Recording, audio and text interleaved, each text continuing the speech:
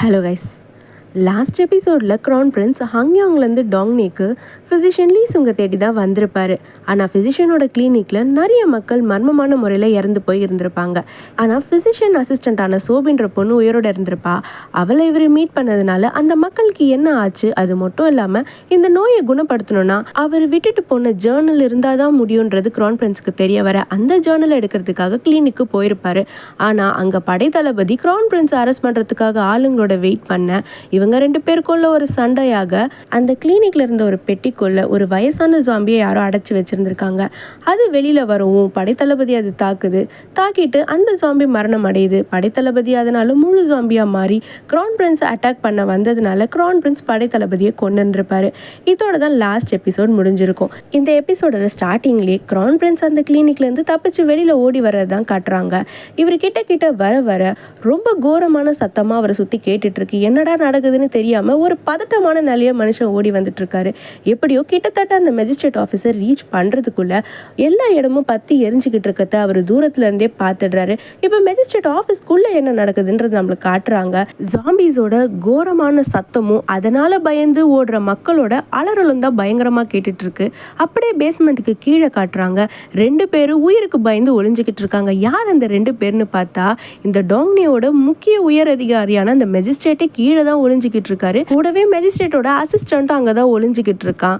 அந்த ரூஃபுக்கு மேலேயே ஒரு ஜாம்பி ஒரு ஆளோட ரத்தத்தை பயங்கரமா குடிச்சுக்கிட்டு இருக்கு. அந்த ரத்தம் பலகையில இருக்க ஓட்ட வழியா கீழே இருக்க அசிஸ்டன்ட்டோட முகத்துல விழுது.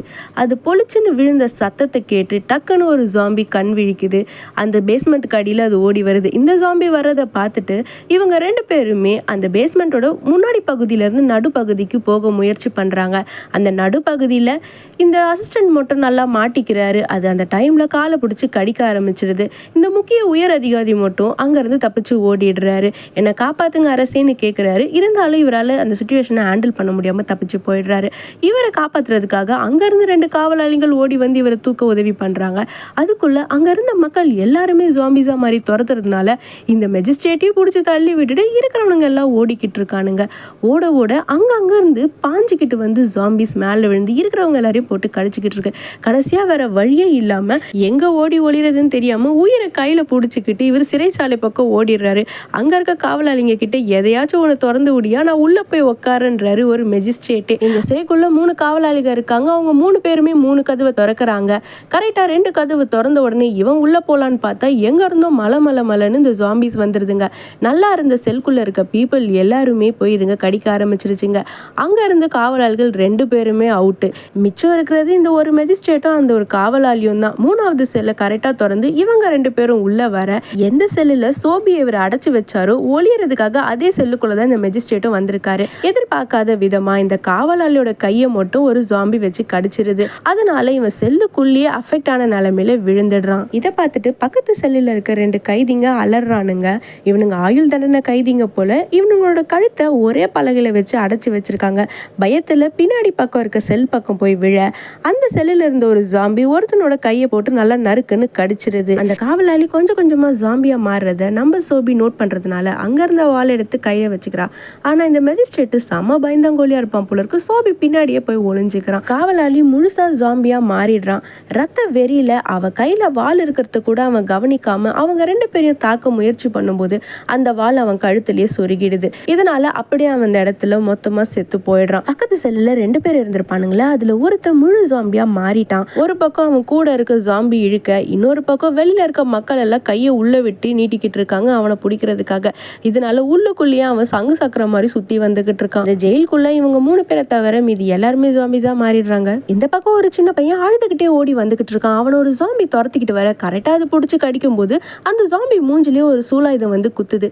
யாருடான்னு பார்த்தா நம்ம யோன்சன் தான் மேல உட்காந்துட்டு டேய் தம்பி வாடா அப்படின்னு சொல்லி அவன் கையை பிடிச்சி அவன் காப்பாத்தி அவன் ஒரு இடத்துக்கு கூட்டிட்டு போறான். அந்த இடத்துல நிறைய மக்கள் இருக்காங்க. இவங்க எல்லாருமே ஜாம்பிஸ் கிட்ட இருந்து தப்பிச்சு வந்தவங்க தான். ஒரு குழந்தைய முதுகுல கட்டிக்கிட்டு ஒரு அம்மா என்ன யாராச்சும் காப்பாத்துங்க காப்பாத்துங்கன்னு வேகமா ஓடி வராங்க. யான்சனும் அங்க இருக்க மக்கள் எல்லாருமே அந்த பொம்பளைக்கு உதவி பண்ணணும்னு நினைச்சு அந்த மீள்குறைக்கு வர்றதுக்கான வழியை திறந்து விடலான்னு பார்க்கும்போது அது ரொம்பவே டைட்டா இருக்கிறதுனால இவங்களால திறக்க முடியல. அதே சமயத்துல நிறைய ஜாம்பிஸ் இவங்களை துரத்திட்டு வர்றதுனால இவங்க கை கொடுத்து அப்படியே மேலே இழுத்துடலாம் அப்படின்னு ட்ரை பண்றாங்க. ஆனா அதுக்குள்ள அங்க இருக்க ஜாம்பிஸ் எல்லாமே அந்த பொம்பளையோட காலை கடிக்க ஆரம்பிச்சிடுது. உள்ள இருக்கவங்க அவங்கள நீங்க உள்ள கூட்டிட்டு வந்தா இருக்கிறவங்க எல்லாருக்குமே பிரச்சனை, அதனால விட்டுடு, தயவு செஞ்சு அந்த குழந்தைய மட்டும் எப்படின்னா வாங்கிடுன்னு சொன்னோடனே யான்சன் ஃபர்ஸ்ட் அந்த குழந்தைய வாங்கிக்கிறான். ஆனா இன்னும் அந்த பொம்பளை அஃபெக்ட் ஆகாதனால யான்சன் எப்படின்னா தூக்கிடலாம் அப்படின்னு தான் நினைக்கிறான். ஆனா அங்க இருக்க மக்கள் ஒத்துக்கல. தயவு செஞ்சு கையை விட்டுறாதீங்க, என்ன காப்பாத்துங்கன்னு அவங்க ரொம்ப கெஞ்சி கேட்குறாங்க. ஆனா வேற வழியே இல்லாதனால யான்சன் அப்படியே விட்டுறான். அங்க இருக்க ஜாம்பிஸ் எல்லாமே பயங்கரமா சேர்ந்து அவங்கள கடிச்சு கொதறத அவனால பார்க்கவே முடியல. ஸ்டார்டிங் சீன்ல மெஜிஸ்ட்ரேட் கூடவே ஒரு உயர் அதிகாரியை காட்டியிருப்பாங்கல்ல, அவன் இந்த ஊரை விட்டு தப்பிச்சு குதிரையில போயிட்டு இருக்கான். அங்க இருக்க மக்கள் எல்லாருமே ஜாம்பிஸா மாறிட்டாங்க. அது மட்டும் இல்லாம அந்த கிராமத்தை விட்டும் வெளியில வர ஆரம்பிச்சுட்டாங்க. உடம்புல தீ பத்தி எரிஞ்சா கூட அதை பத்தி கூட தெரியாம ரத்த வெறியில அந்த ஜாம்பிஸ் எல்லாரையும் துரத்திக்கிட்டு இருக்கு. ஊருக்கு வெளியில இருக்க ஏரியில மீன் பிடிக்கிறதுக்காக சில பேர் வந்திருப்பாங்க. அங்கேயே நைட்டு தாங்கி இருப்பாங்க. இப்போ ஒருத்தன் வேகமா ஓடி வர, அது நம்ம பார்க்கு தானே, என்ன இன்னைக்கு நிறைய குடிச்சிருக்கான் போல, வாடா வா, உனக்காக நிறைய மீன் பிடிச்சி வச்சிருக்கோம், வந்து எடுத்துட்டு போன்னு சொல்ல அவன் பின்னாடி நிறைய பேர் ஜாம்பிஸ் வர்றதை பார்த்து ஐயோ நிலைமை ஏதோ சரியில்லைன்னு சொல்லிட்டு இவங்க எல்லாருமே தண்ணிக்குள்ள குதிக்க ஆரம்பிக்கிறாங்க. தண்ணியில குதிச்ச சில பேர் தப்பிச்சிடுறாங்க, சில பேர் அந்த கரையிலேயே மாட்டிக்கிறாங்க. அப்படி இன்னொரு கிராமத்தை காட்டுறாங்க. ஒரு குழந்தை இன்னொரு குழந்தைய துரத்திக்கிட்டு வருது, ஒரு குழந்தைய கடிக்கவும் ஆரம்பிச்சிருது. அங்க இருக்க ஒருத்தர் சொல்ல சொல்ல கேட்காம எதுக்கு சண்டை போடுறீங்க, கடிக்கிறத நிறுத்துங்கன்னு சொல்லி எழுந்து வர அந்த ஜாம்பி பொண்ணு இந்த ஆளை துரத்திக்கிட்டு போறா. அந்த கிராமத்துல இருந்த ஜாம்பிஸ் எல்லாருமே இந்த கிராமத்துல இருக்க மக்களை கடிக்க ஆரம்பிச்சிடுறாங்க. அந்த கிராமத்துல ஒரு பொண்ணை காட்டுறாங்க. அவங்க அவங்களோட குழந்தைய கொண்டு போய் பெட்டிக்குள்ள உட்கார வச்சுட்டு அம்மா சொல்ற வரைக்கும் இந்த பெட்டில இருந்து நீ வெளியில வரக்கூடாதுன்னு சொல்றாங்க. அந்த பெட்டியை மூடும்போது தான் தெரியுது அவங்களையும் ஜாம்பி கடிச்சிருக்கு. அவங்களும் கொஞ்சம் கொஞ்சமா ஜாம்பியா மாறிட்டு இருக்காங்க. இந்த பெட்டிக்குள்ள இருக்க குழந்தை அதை பார்த்துக்கிட்டு இருக்கு. இப்போ அவங்க முழு ஜாம்பியா மாறிட்டு அந்த பெட்டி கிட்ட வராங்க அந்த குழந்தைய கொல்றதுக்காக. அதுக்குள்ள வெளியில இருந்து இன்னொரு பொண்ணு, அம்மா உங்களுக்கு என்னம்மா ஆச்சு, அம்மா எனக்கு ரொம்ப பயமா இருக்கு, அந்த மாதிரி பண்ணாதீங்கம்மா, எனக்கு பயமா இருக்குமான்னு சொல்ல சொல்ல அவங்க பயங்கரமான வெறி பிடிச்சி அந்த குழந்தைய கடிச்சு கொன்னுடுறாங்க. இதை பெட்டிக்குள்ள இருக்க அந்த பொண்ணு பார்த்துட்டு மறுபடியும் பெட்டிக்குள்ளேயே போய் அவ மூடிக்கிறா. இந்த கிராமத்துல இருக்க மக்களும் ஜாம்பிஸா மாறிட்டாங்க. இந்த கிராமமே எரிஞ்சுக்கிட்டு இருக்கிறத கிரவுன் பிரின்ஸ் பார்த்துட்டு இருக்காரு. இப்போ இந்த பக்கம் படகுல ஒருத்தர் வராரு. யாருன்னு சொல்லி கிரவுன் பிரின்ஸ் திரும்பி பார்த்தா அதுல ஒரு ஜாம்பி வந்துகிட்டு இருக்கு. இப்போ கொஞ்சம் திரும்பி பார்க்க அங்க நிறைய பேர் ஓடி வந்துகிட்டு இருக்காங்க. ஜாம்பிஸ் பின்னாடி துரத்திட்டு வந்துட்டு இருக்கு. வேற வழியே இல்லாம கிரவுன் பிரின்ஸும் ஓட ஆரம்பிச்சுட்டாரு. காடு மலை தண்ணின்னு எதுவுமே பார்க்காம கிரவுன் பிரின்ஸ் உயிரை கையில பிடிச்சிக்கிட்டு ஓடிக்கிட்டு இருக்காரு. ஆனா ஜாம்பிஸ் அவர் கிட்ட கிட்ட கிட்ட நெருங்கிட்டே இருக்காங்க. இப்ப கரெக்டா அவர் ஜாம்பி கிட்ட வந்து கடிக்கிறதுக்குள்ள ஒரு அம்பு வந்து பயங்கரமா பாயுது. பார்த்தா மோயங் வந்துட்டாரு. கிரவுன் பிரின்ஸை நெருங்குற ஜாம்பிஸ் எல்லாரையுமே மோயங் அம்பு விட்டு காலி பண்ணிட்டு இருக்காரு.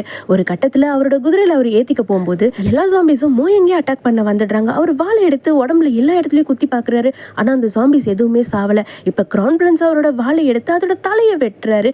இப்பதான் அந்த ஜாம்பிஸ் ஆகுது. இனி குறி வைக்க வேண்டியது அதோட உடம்ப கிடையாது, அதோட தலைய. அப்பதான் அதுங்க சாகும் அப்படின்னு சொல்லிட்டு கிரவுன் பிரின்ஸும் மோயங்கும் ஓடிக்கிட்டு இருக்காங்க. இவங்க கூடவே ஜாம்பிஸ் கிட்ட இருந்து தப்பிச்சு வந்த மக்கள் எல்லாருமே ஓடி வந்துகிட்டு இருக்காங்க.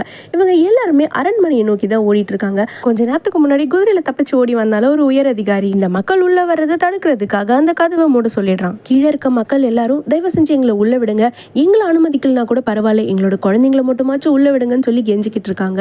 இப்ப கிரவுன் பிரின்ஸ் வேற வழியே கிடையாதுன்னு சொல்லிட்டு இப்ப அந்த செவர் மேல ஏற ட்ரை பண்ணும்போது இப்ப அங்க உள்ள இருக்க அதிகாரி மேல யார் ஏறி வந்தாலும் அவங்க மேல அம்பு ஏங்க அப்படின்ற மாதிரி உத்தரவிட்டுறாரு. அதனால கிரவுன் பிரின்ஸ் மேலேயே இவங்க அம்பு விடுறாங்க. கீழே எனக்கு செம கடுப்பாயிருது. நீங்க யார் மேல அம்பு விடுறீங்கன்னு தெரியுமா, இங்க கீழே நிக்கிறது கிரவுன் பிரின்ஸ், மரியாதையா கதவை திறந்து எல்லா மக்களையும் உள்ள விடுங்கன்னு சொல்லும்போது அங்க இருந்த அதிகாரி என்ன பார்த்தா கேன மாதிரி தெரியுது, உள்ள வர்றதுக்காக பொய்யாடா சொல்ற அப்படின்னு சொல்லிட்டு அங்க இருக்க மக்கள் எல்லாரும் மேலேயும் அம்பு விட சொல்றாங்க. ஒரு பக்கம் ஜாம்பிஸ் வேக வேகமா துரத்திட்டு கிட்டத்தட்ட அந்த கேட் கிட்ட வந்ததுனால அங்க இருக்க மக்கள் எல்லாருமே தப்பிச்சு ஓட ஆரம்பிக்கிறாங்க. மோயங்கும் வேற வழியில நம்ம ஓடிதான் ஆகணும்னு சொல்லிட்டு ஓட ஆரம்பிக்கிறாங்க. இப்ப கிரவுன் பிரின்ஸும் மோயங்கும் வேகமா ஓட இவங்க ரெண்டு பேரும் மட்டுமே நிறைய ஜாம்பிஸ் துரத்திட்டு வருது. ஒரு கட்டத்துல ஒரு ஏரிக்குள்ள போய் குதிச்சிடுறாங்க. அந்த ஏரிக்குள்ளேயும் நிறைய ஜாம்பிஸ் குதிக்குதுங்க. ஆனா அதுங்களோட தாக்கம் நீருக்குள்ள அவ்வளவா இல்லாததுனால மோயங்கும் கிரவுன் பிரின்ஸும் மட்டும் கரைக்கு தப்பிச்சு வந்துடுறாங்க. அந்த பிசிஷியன் பொண்ணு சொன்னது உண்மைதான், இந்த பொண்ணுங்கள் எல்லாத்துக்குமே உயிர் வந்திருக்கு, இந்த நிலைமை இப்படியே நீடிச்சா யாருக்குமே நல்லது இல்லை, எல்லாமே அழிஞ்சிரும் அப்படின்னு சொல்லி மோயங் சொல்ல கிரான் பிரின்ஸ் அப்படியே அந்த கிராமத்தை நோக்கி பார்க்குறாரு. அந்த கிராமமே பத்தி எரிஞ்சுக்கிட்டு இருக்கு. இந்த பக்கம் அரண்மனையில் கிங்கோட பேலஸை காட்டுறாங்க. ஒரு பொண்ணு உயிரற்ற நிலையில இருக்கா. அந்த உடலை நம்ம கிங்க கடிச்சு சாப்பிட்டுட்டு இருக்காரு. இதை சௌஹான்சுவும் அவரோட பொண்ணான குயினும் நின்று பார்த்துக்கிட்டு இருக்காங்க. இப்போ இங்க நடக்கிறது எல்லாத்தையும் நீ நல்லா பாரு. ஒரு திறமையான அரசரால் மட்டும்தான் இந்த நாட்டை ஆள முடியும். இந்த திறமையற்ற அரசருக்கு என்ன ஆச்சுங்கிறத உன் குழந்தைக்கு நீ சொல்லி கொடுத்து வளர்க்கணும் அப்படிங்கிறாரு சௌஹான்சு. இப்போ பின்னாடி இருக்க ஒரு காவலரை கூப்பிட்டு புதிய அரசர் பிறக்கிற வரைக்கும் இந்த அரசருக்கு தேவையான அளவுக்கு குடிக்கிறதுக்கும் சாப்பிட்றதுக்கும் இருந்துக்கிட்டே இருக்கணும் அப்படின்னு சொல்லி ஆர்டர் போடுறாரு. ராணி தலை குனிஞ்சு அவங்க காலை பார்க்குறாங்க. அவங்க காலில் போட்டிருக்க அந்த துணி மட்டும் ரத்தம் படிஞ்சிருக்கு. டக்குன்னு இப்போ யாருக்கும் தெரியாமல் அவங்க காலில் உள்ளே இழுத்துக்கிறாங்க. இங்கே திரும்பவும் மெஜிஸ்ட்ரேட் ஆஃபீஸ்க்குள்ளே காட்டுறாங்க. ஜாம்பிஸ் கிட்ட இருந்து தப்பிச்ச மக்கள் எல்லாம் ஒரு மேல்கூரையில் போய் தங்கியிருப்பாங்கல்ல, அந்த கதவையும் கீழே லாக் பண்ணி வச்சிருந்திருப்பாங்க. அந்த இடத்துல கூட ஜாம்பிஸ் நின்றுட்டு அந்த கதவை திறக்க முயற்சி பண்ணிக்கிட்டு இருக்கு. அப்படியே ஜெயிலுக்குள்ளே காட்டுறாங்க. அந்த ஜாம்பிஸ் இன்னும் அங்கேருந்து போகவே இல்லை. சோபினும் மெஜிஸ்ட்ரேட்டும் அந்த செல்லுக்குள்ளவே அப்படியே உட்காந்துக்கிட்டு இருக்காங்க. பாவம் அந்த பக்கத்து செல்லில் இருந்தவன் இன்னும் அந்த ஜாம்பிஸ் கிட்ட இருந்து தப்பிக்கவும் கூட இருக்கிறவங்க கிட்ட இருந்து தப்பிக்கவும் சுத்திக்கிட்டே தான் இருக்கான். அப்படியே பகலும் ஆகுது. சூரியனோட வெளிச்சம் படாமல் இருக்கிறதுக்காக எல்லா ஜாம்பிஸும் இருட்டை தேடி ஓட ஆரம்பிச்சிருதுங்க. பல பேர் போய் அந்த கிணத்துக்குள்ளேயும் குதிக்க ஆரம்பிக்கிறாங்க. இந்த செல்லுக்குள்ள இருந்தவனும் ஒரு பக்கம் இருட்டுல போய் விழுந்து மயங்கிடுறான். இங்க அரசரோட பேலஸ்ல காட்டுறாங்க. இங்க ஒரு பொண்ணு பவுடர் தொட்டு அரசரோட முகத்துல இருக்க காயத்துக்கு மேலெல்லாம் வச்சுக்கிட்டு இருக்கு. என்னதான் அவர் இறந்து போனாலும் ஒரு அரசராச்சே, அதனால அவருக்கு செய்ய வேண்டிய வேலைகள் எல்லாம் கரெக்டா செஞ்சுக்கிட்டு இருக்காங்க. இந்த பக்கம் ராணியை காட்டுறாங்க. இப்போ அவங்களோட அரண்மனைக்கு போன உடனே என்னோட ட்ரெஸ் ரொம்ப அழுக்காயிடுச்சு, என்னோட ட்ரெஸ்ஸை மாற்றணும் அப்படின்னு சொல்றாங்க. இப்போ அந்த இடத்துல ஒரு கோட் லேடி இருப்பாங்கல்ல, அவங்க பேஸ்மெண்ட்டுக்கு கீழே வராங்க. அங்க ஒரு பொண்ணு நின்று தீ மூட்டிக்கிட்டு இருக்கா. அவளை வெளியில போக சொல்லிட்டு ரத்தம் படிஞ்ச துணியை தீயில போட்டு எரிக்கிறாங்க. ஜாம்பிஸ் எல்லாம் போனதுக்கு அப்புறம் தான் மெஜிஸ்ட்ரேட்டும் சோபினும் வெளியிலே வராங்க. இந்த அசிஸ்டன்ட் ஒருத்த குதிரையில தப்பிச்சு போயிருப்பான்ல, இப்போ அந்த மறுபடியும் குதிரையில இந்த ஊருக்குள்ள வந்துகிட்டு இருக்கான். கரெக்டா மெஜிஸ்ட்ரேட்டை பார்த்த உடனே, அரசே நீங்க இன்னும் உயிரோட தான் இருக்கிறீங்க, நல்ல வேலை, நீங்க செத்துருப்பீங்க நான் நினைச்சேன், எவ்வளோ பயந்தேன் தெரியுமான்னு சொல்லும் போது, யாரு நீ பயந்தியா, நைட்டு ஃபுல்லா இந்த நரகத்துல என்ன மாட்டி விட்டுட்டு எங்கதையா போய் தொலைஞ்சேன்னு கேட்க, அரசே உங்களை காப்பாத்துறதுக்காக தான் நான் போய் சோல்ஜர்ஸை கூட்டிட்டு வந்திருக்கேன் அப்படின்னும் போது, எதுக்கு, நான் செத்ததுக்கு அப்புறம் எடுத்து போடுறதுக்கா, நைட்டு கண்டி அந்த பொண்ணு இல்லைனா என்னை உயிரோடவே நீ பார்த்துருக்க முடியாது, எல்லாம் அந்த பொண்ணால தான் நான் இன்னைக்கு உயிரோட இருக்கேன்னு சொல்றாரு. ஐயோ நடந்ததுக்கு எதுக்குமே நான் காரணம் கிடையாது, எங்க அவன், எல்லாம் அந்த அவனால தான், டே அவனை கூட்டு வாங்கடான்றாங்க. யான்சனை தான் கூட்டிட்டு வராங்க.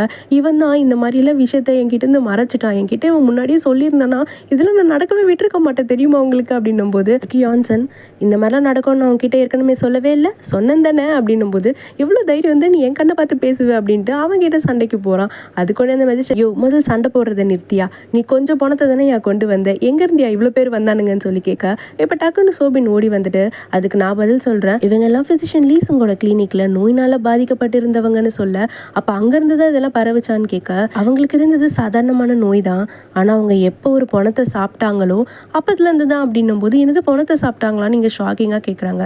உணவு தட்டுப்பாடால் அங்கே இருக்க மக்கள் எல்லாம் அவதிப்பட்டாங்க, அதனால வேற வழி இல்லாமல் அவங்க பணத்தை சமைச்சு சாப்பிட வேண்டியதாயிடுச்சு, அதுலேருந்து தான் இந்த நோய் பரவ ஆரம்பிச்சது. இந்த நோயினால வெறி பிடிச்சு போய் இரவானா ரத்தத்தையும் சதையும் சாப்பிடுவாங்க.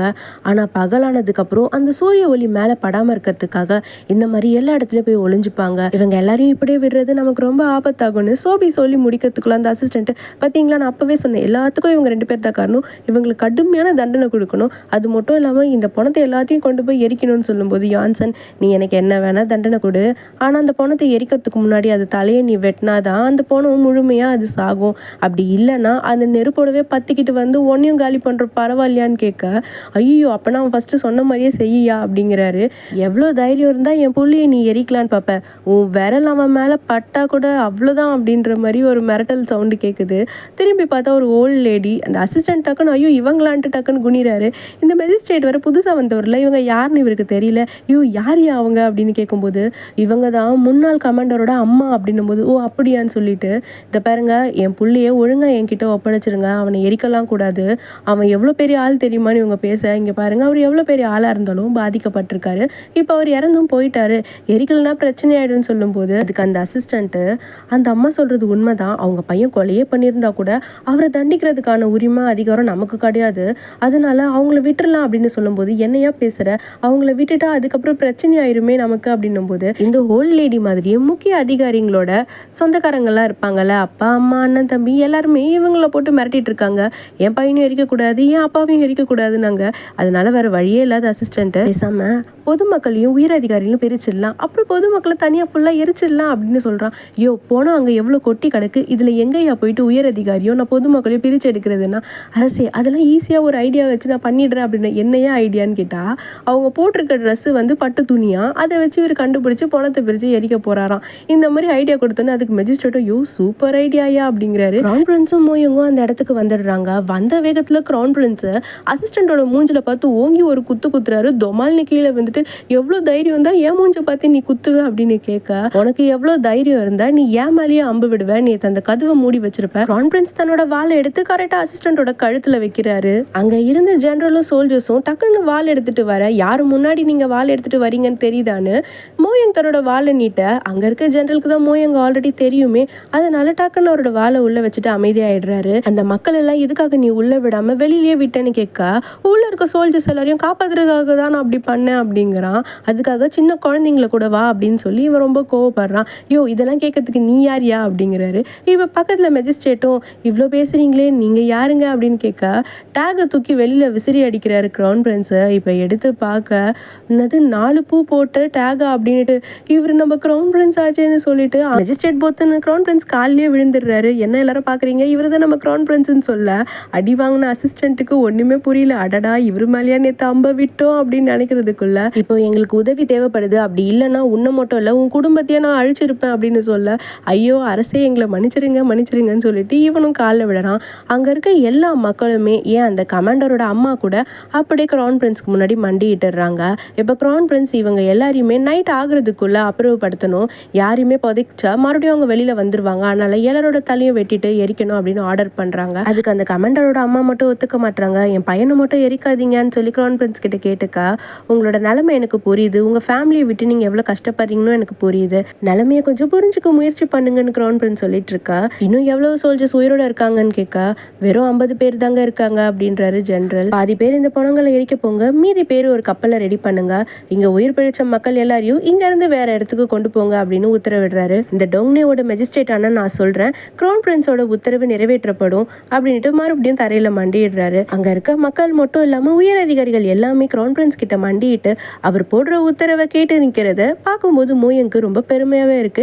அதோட முகத்துலயுமே நல்லா தெரியுது. சௌஹான்சுக்கு அகைன்ஸ்டா பேசியிருப்பார்ல ஒரு மினிஸ்டர், அவரை பாக்குறதுக்காக அரண்மனை சேர்ந்த ஒரு ஆள் வராங்க. இவருக்கு பெருசா இவரை வந்து பாக்குறதுல விருப்பம் கிடையாது, இருந்தாலும் இவர் மேல ஒரு மரியாதை இருக்கிறதுனால தான் வர அப்படின்னு கூட வரவர்கிட்ட சொல்லிட்டே வராரு. வந்தவர்கிட்ட மினிஸ்டர், நீ சௌஹான்சோட ஆளுன்னு எனக்கு நல்லாவே தெரியும், இருந்தாலும் சரி தப்பு எதுன்னு நீ பார்த்து பண்றவன், அதனாலதான் நான் உன்னை பேசுறதுக்காக கூப்பிட்டேன்னு சொல்லிட்டு, கிங்கோட பேலஸ்ல இருந்து நிறைய பெண்ணுங்கள் வெளியில போயிட்டு இருக்கு.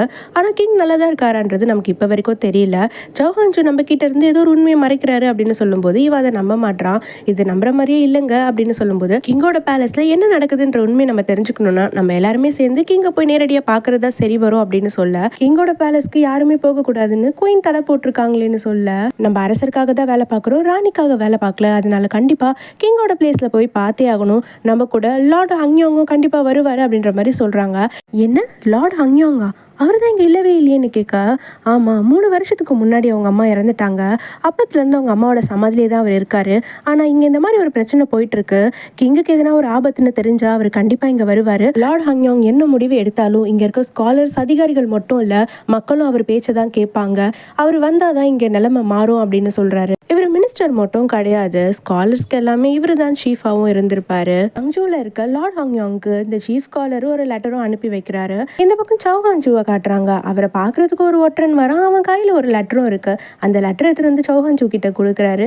ஆக்சுவலி இது என்ன லெட்டர்னா, லார்ட் ஹங்யாங்க்கு சீஃப் ஸ்காலர் ஒரு லெட்டர் எழுதியிருப்பார்ல, அந்த லெட்டர் தான் எடுத்துட்டு வந்து சௌஹான்சு கிட்ட அவன் கொடுத்துட்டு சொல்றான், நீங்க சொன்ன மாதிரி நான் சீஃப் ஸ்காலரை ஃபாலோ பண்ணேன், அவரோட அறையில இருந்து ஒரு சர்வெண்ட் வெளியில வந்தான், அவன் கிட்ட இருந்து தான் இந்த லெட்டரை நான் புடுங்கினேன். நமக்கு தெரியாம இந்த சீஃப் ஸ்காலர் லார்ட் ஹங்யாங்கோட ஆதரவை பெறதுக்காக முயற்சி பண்ணிட்டு இருக்காங்க.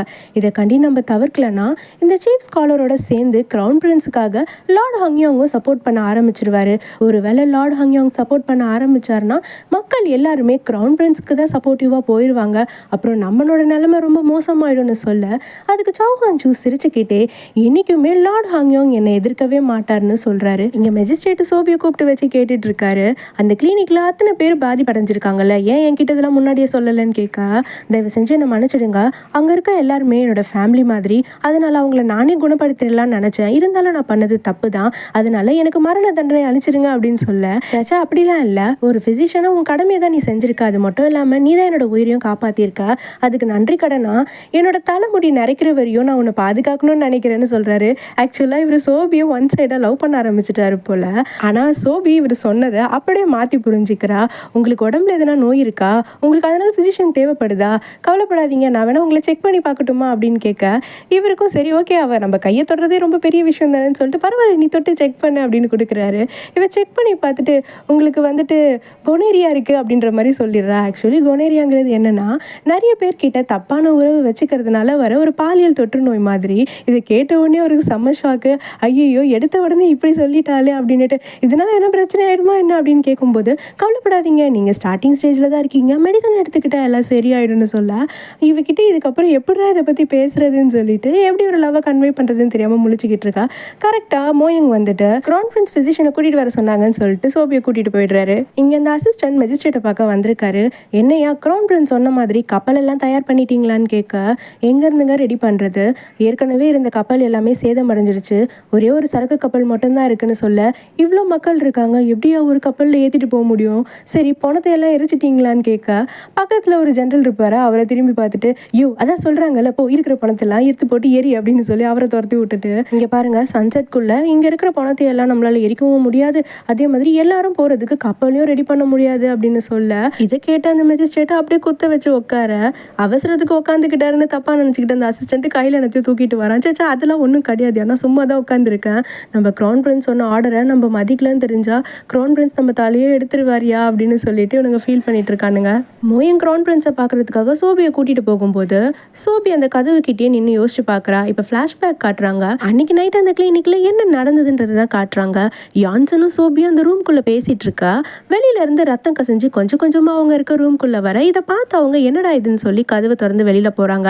அப்போ அந்த ஃபிசிஷியனோட அசிஸ்டன்ட் இன்னொரு பொண்ணு இருந்திருப்பால, எல்லாருமே கடிச்சு சாப்பிட்டுருப்பாங்களே, அவளும் ஜாம்பியா மாதிரி அங்க இருக்க மக்களை கடிச்சுக்கிட்டு இருக்கா. சோபியாவை பேரை சொல்லி கூப்பிட சோபியாவை தாக்கிறதுக்காக வேகமா ஓடி வர, இங்க இருந்து யான்சன் அவளை போய் தள்ளி விட்டுட்டு சோபியை கூட்டிட்டு மறுபடியும் உள்ள வந்து கதவை மூடும்போது ஃபிசிஷியன் லீ சுங்கும் அந்த கதவை திறந்துட்டு உள்ள ஓடி வராரு.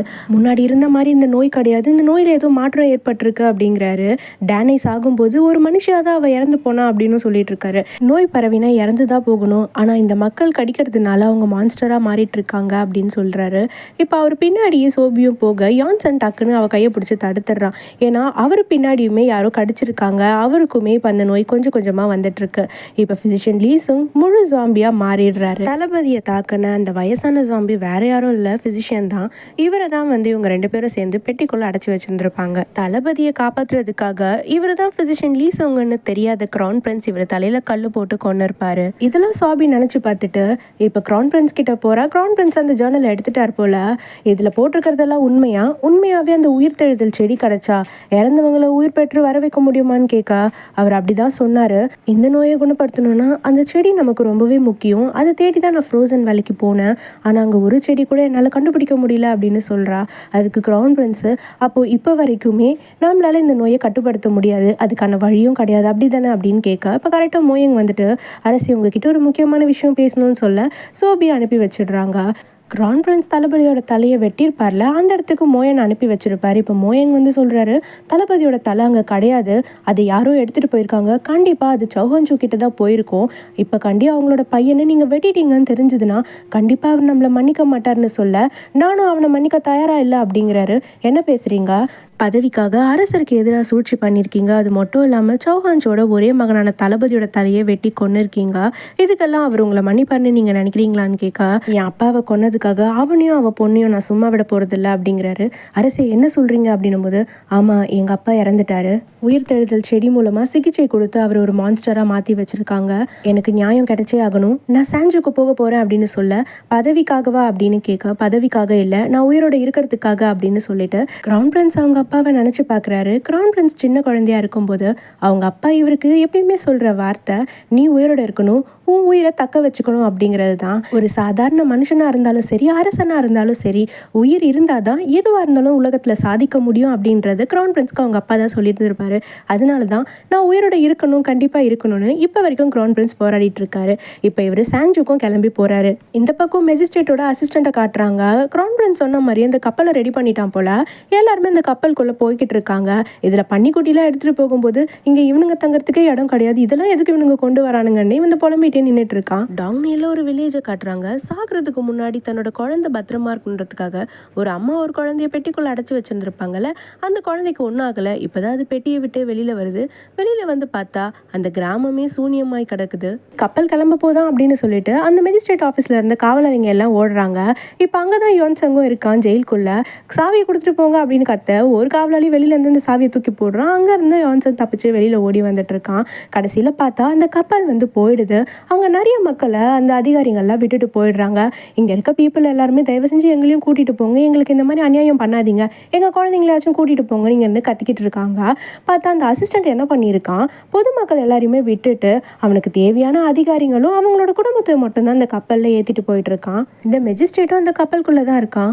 கிரவுன் பிரின்ஸ் வார்த்தையை மீறி இந்த பொதுமக்கள் எல்லாரையுமே நம்ம இங்கே விட்டுட்டு போகிறது கிரவுன் பிரின்ஸ்க்கு தெரிஞ்சிச்சுன்னா அவர் நம்மளை சும்மா விட மாட்டார்ல அப்படின்னு கேட்க, அட நீங்கள் கவலையப்படாதீங்க, கிரவுன் பிரின்ஸ் தன்னோட குதிரையில் இந்த ஊரை விட்டே போனதை நான் 2 கண்ணால் பார்த்தேன், அதனால அவர் இங்கே வரமாட்டார், நமக்கு எந்த பிரச்சனையும் கிடையாது, நீங்கள் நல்லா இருந்தால் தானே மறுபடியும் இந்த இடத்துக்கு வந்து ஆட்சி பண்ண முடியும். அது மட்டும் இல்லாமல் டோங்னியோட முக்கிய அதிகாரிகள் எல்லாருமே இந்த கப்பலில் தான் இருக்காங்க, நிலைமை நாளைக்கு மாறினதுக்கப்புறம் நம்ம இங்கே திரும்ப வந்துடலாம் அப்படின்னு சொல்ல, இப்போ இந்த அசிஸ்டண்ட்டு கப்பலுக்கு பின்னாடி போய் உட்காந்துட்டு இருக்கான். அங்கே ஜென்ரல் வந்துட்டு, நம்ம இந்த மாதிரி இங்கேருந்து தப்பிச்சு போகிறோன்றது கிரவுன் பிரின்ஸ்க்கு தெரிய வந்ததுன்னா கண்டிப்பாக நம்ம தலையை வெட்டிடுவார் அப்படின்னு சொல்ல, இல்லை நான் மட்டும் அவர் சும்மா விடுவார்னு நினச்சியா, அன்றைக்கி நைட்டு யார் மேலே நம்ம அம்பு விட்டோன்னு உனக்கு ஞாபகம் இருக்கா, அவர் மேலேயே அம்பு விட்டுருக்கோம், அன்றைக்கி அவர் என்ன சொன்னார், உன்னையும் உன் குடும்பத்தையும் சேர்த்து கொண்டுடுவேன்ல என்ன சொல்லிட்டு போனார், இங்கே பாரு இப்போதைக்கு நம்ம உயிர் தப்பிக்கணும்னா இந்த இடத்த விட்டு நம்ம போய் தான் ஆகணும், அதனால் நான் என்ன சொல்லணும் அதை மட்டும் கேட்டு நீ செஞ்சால் போதும் உயிரோடு இருக்கிறதுக்கு அப்படின்னு சொல்லிட்டு ட்ரிங்க்ஸ் நல்லா குடிச்சிக்கிட்டு மீட்டை நல்லா என்ஜாய் பண்ணி சாப்பிட்டுக்கிட்டு இருக்கான். ஃபார்மர் கமாண்டரோட அம்மான்னு சொல்லி ஒரு ஓல்டு லேடியை காட்டியிருப்பாங்கல்ல,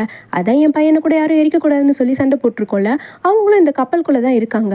யாருக்குமே தெரியாமல் கப்பலோட உள்பகுதிக்குள்ளே இறங்கி போய் ஒரு பெட்டிக்கிட்ட நின்று அந்த பெட்டியை ஊத்து பார்த்துக்கிட்டு இருக்காங்க. இந்த பெட்டிக்குள்ளே என்ன இருந்துச்சு, இதனால இந்த கப்பலுக்குள்ளே இருந்தவங்களுக்குலாம் என்ன ஆச்சு, இவங்க எல்லாருமே போக வேண்டிய இடத்துக்கு போய் சேர்ந்தாங்களான்றத நம்ம நெக்ஸ்ட் எபிசோடில் பார்க்கலாம்.